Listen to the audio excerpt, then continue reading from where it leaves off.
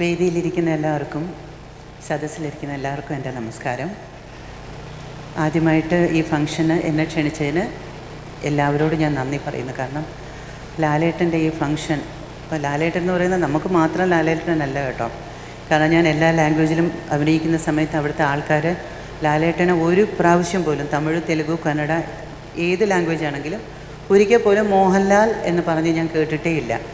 ലാലേട്ടനെ കാരണം വയസ്സിന് മൂത്ത ആൾക്കാർ പോലും നിങ്ങളുടെ ലാലേട്ടൻ അല്ലെങ്കിൽ നമ്മുടെ ലാലേട്ടൻ എന്നാണ് പറയാറ്.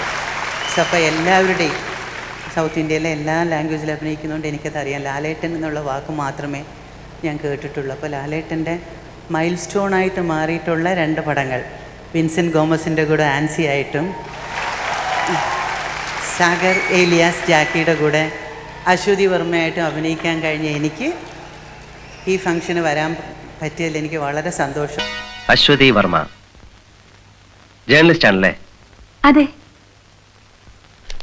Underworld king Sagar alias Jackie helps the chief minister to overcome the political crisis.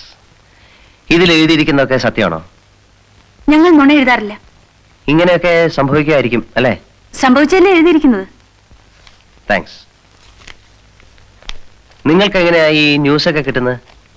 പല സോഴ്സും ഉണ്ട്. സോഴ്സ് എന്ന് വെച്ചാൽ വലിയ ആൾക്കാരെയൊക്കെ കൈമണി അടിച്ച്, അല്ലെ പൈസ ഉണ്ടെങ്കിൽ എന്താ നടക്കാത്തതല്ലേ? അതിൽ എഴുതിയിരിക്കുന്ന ജാക്കി അറിയോ?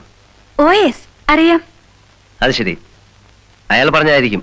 അല്ല, ചിലരുണ്ടല്ലോ വീരവാദം മുഴക്കുന്നവർ, ഞാൻ അത് ചെയ്തു ഇത് ചെയ്തു എന്നൊക്കെ. സാറിന് എന്താ ജോലി? ബിസിനസ്സാ. എന്ത് ബിസിനസ്? ഈ ബിസ്ക്കറ്റ് കച്ചവടം. ഹോൾസെയിൽ ആയിരിക്കും. ഹോൾസെയിലും ഉണ്ട്, റീറ്റെയിലും ഉണ്ട്. ഓ, താങ്ക് ഗോഡ്.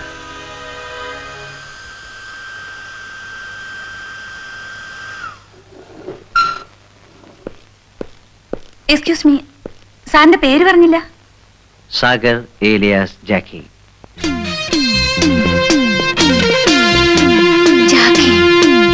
ലാലേട്ടൻ്റെ ഈ ഫംഗ്ഷൻ ഞാൻ അറ്റൻഡ് ചെയ്തില്ല എങ്കിൽ അതെനിക്കൊരു വലിയൊരു മിസ്സിംഗ് ആയിട്ട് ഫീൽ ചെയ്തിന്.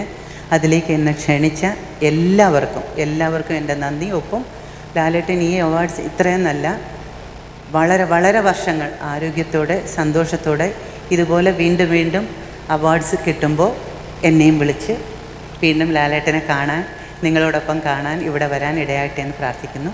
നന്ദി, നമസ്കാരം.